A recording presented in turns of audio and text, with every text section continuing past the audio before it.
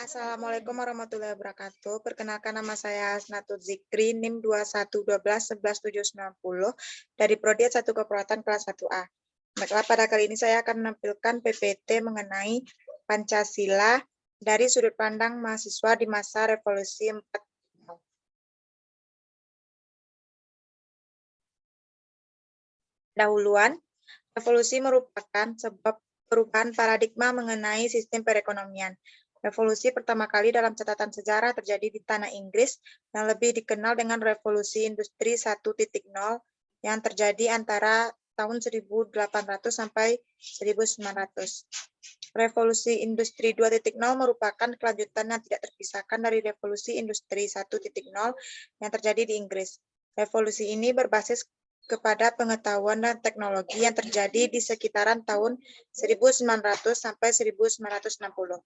Selanjutnya, revolusi 3.0 ini disebabkan munculnya teknologi informasi dan elektronik yang masuk ke dalam dunia. Peristiwa ini terjadi antara 1960 sampai 2010. Pada saat sekarang ini, revolusi 4.0 ditandai dengan adanya konektivitas manusia, data dan mesin dalam bentuk virtual atau yang lebih dikenal dengan siberfisikal. Potensi Pancasila kehilangan eksistensi sebagai ideologi di gelombang revolusi industri 4.0 bisa terjadi apabila pemerintah selaku penyelenggara negara dan masyarakat pada umumnya tidak bekerja sama untuk saling menumbuhkan kesadaran mengenai pentingnya nilai-nilai Pancasila bagi kehidupan bersama di masa yang akan datang.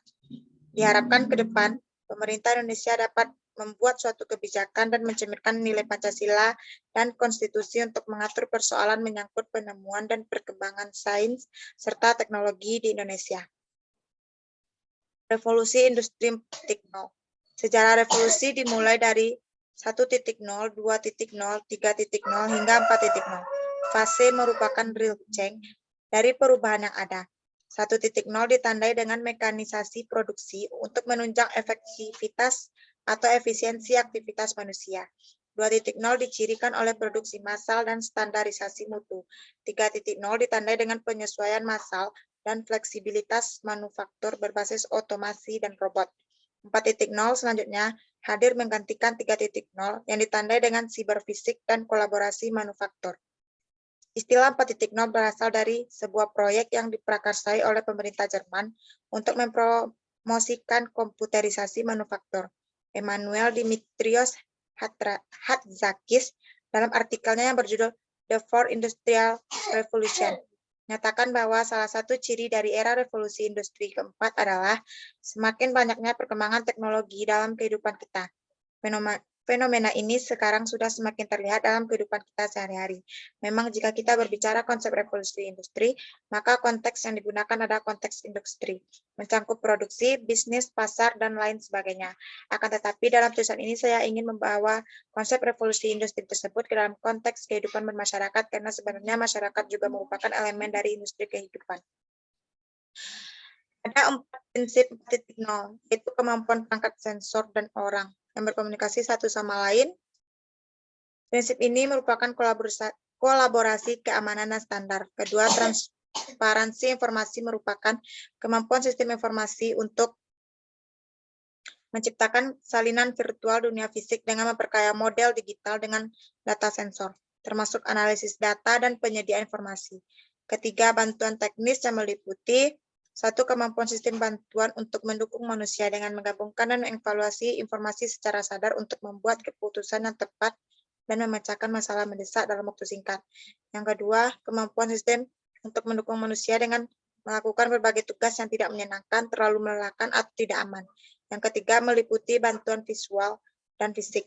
Keempat, keputusan terdesentralisasi, yang merupakan kemampuan sistem fisik-fisik maya untuk membuat keputusan sendiri dan menjalankan tugas seefektif mungkin. Secara sederhana, prinsip 4.0 menurut Irianto tahun 2017 menyederhanakan tantangan 4.0, yaitu kesiapan, tenaga kerja terpercaya, kemudian pengaturan sosial budaya, dan diversifikasi dan penciptaan lapangan kerja dan peluang. Lapangan kerja dan peluang 4.0 yaitu inovasi ekosistem, basis yang kompetitif, investasi pada teknologi, integrasi usaha kecil menengah atau UKM, dan kewirausahaan. Revolusi Industri 4.0 Indonesia akan mendorong 10 prinsip nasional dalam inisiatif 4.0 yang berlintas sektoral, yaitu yang pertama, perbaikan alur aliran barang dan material, yang kedua, desain ulang zona industri, yang ketiga, mengakomodasi standar-standar berkelanjutan, yang keempat, memberdayakan UMKM, yang kelima, membangun infrastruktur digital nasional, yang keenam, peningkatan kualitas SDM, yang ketujuh, menarik minat investasi asing, yang ke-8 membangun ekosistem inovasi, yang ke-9 insentif untuk investasi teknologi, yang ke-10 harmonisasi aturan kebijakan. Kesimpulannya, dengan adanya revolusi industri 4.0, sehingga tantangan ideologi Pancasila semakin kompleks dalam mengikuti perkembangan zaman.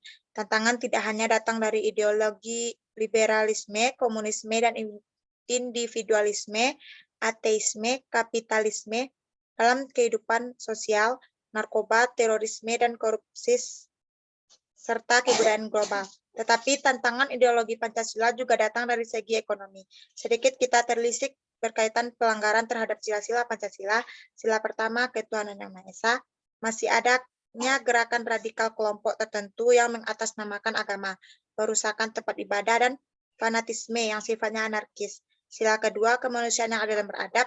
Masih banyaknya kasus human trafficking, memperkerjakan anak di bawah umur, dan keadilan dalam bidang ekonomi parsialitas dalam marginalisasi status sosial ekonomi masyarakat. Sila ketiga, persatuan Indonesia. Masih terlihat adanya penyimpangan seperti menganggap suku lain lebih baik dari suku lainnya, orang antar suku, dan adanya gerakan organisasi separatis. Sila keempat, kerakyatan yang dipimpin oleh hikmat kejaksanaan dalam permusyawaratan perwakilan. Hal ini juga masih terlihat masih rendahnya kedewasaan demokrasi, di antara adalah politik primordial, money politik, isu putra daerah, dan sebagainya. Dan sila terakhir, sila kelima, keadilan sosial bagi seluruh rakyat Indonesia. Masih terlihat nyata disparitas pendapatan sosial ekonomi masyarakat bawah, masih rendahnya aksesibilitas permodalan, pengangguran, dan kemiskinan. Dengan hadirnya revolusi industri 4.0 memberikan suatu tantangan baru dalam pengembangan ideologi Pancasila, disebabkan Pancasila harus menjalankan fungsinya sebagai ideologi terbuka, dinamis, dan aktual.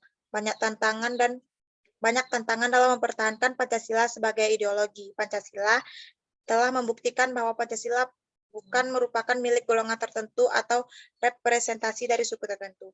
Pancasila itu netral dan akan selalu hidup di segala zaman seperti yang dilewati di tahun-tahun sebelumnya. Mahasiswa dalam kehidupannya menjadi instrumen penting dalam mengamalkan Tridharma perguruan tinggi, yaitu sebagai pendidik dan pengajar, peneliti dan pengembangan, serta pengabdian masyarakat.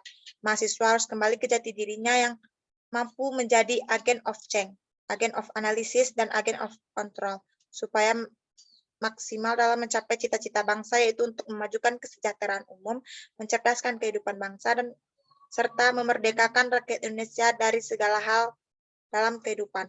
Untuk menjadi mahasiswa yang siap dan matang untuk menghadapi revolusi keempat ini, mahasiswa tidak boleh hanya menyerap ilmu dari dosen serta secara mentah di perkuliahan saja. Namun mahasiswa juga perlu memiliki keterampilan lebih di luar kegiatan akademik seperti keterampilan berkomunikasi, public speaking, berorganisasi, dan lainnya. Sekian hasil PT dari saya. Kalau ada salah-salahnya saya mohon maaf. Saya sudah dengan Assalamualaikum warahmatullahi wabarakatuh.